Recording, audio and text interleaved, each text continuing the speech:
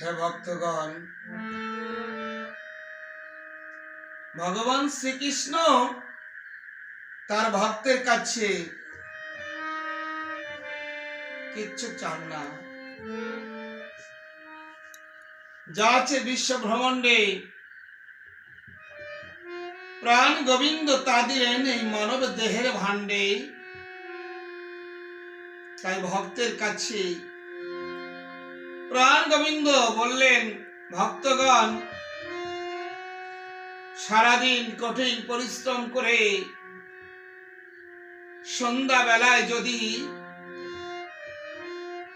কোন ভক্ত যদি আমার চরণে একটি তুলসী পত্র রেখে আমাকে ডাক দিয়ে বলে, হে দয়াল দীনবন্ধু, করুণা সিন্ধু জগৎপতি, গোপেশ্বর গোপিকা কান্ত রাধা কান্ত নমস্তুতে।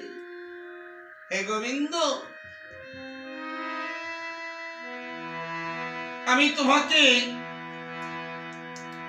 তোমায় দেওয়ার মতো আমার কিছু নেই গোবিন্দ, তাই কৃপা করে তোমার শ্রীপাদ পদে আমি এই তুলসী অর্পণ করছি, আর নয়ন জল তোমার চরণে দিচ্ছি।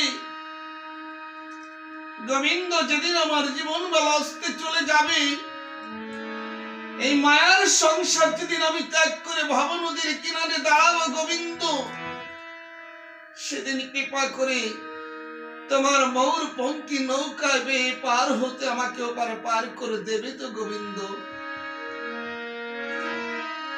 সেদিন জানো আমায় কবু না ভুলে যাও গোবিন্দ। সেদিন আমায় ভুলো না রে, যেদিন দাঁড়াবো গোবিন্দ তোমার চরণে আসে, সেদিন আমায় তুমি ভুলো না রে। সেদিন হাত ধরে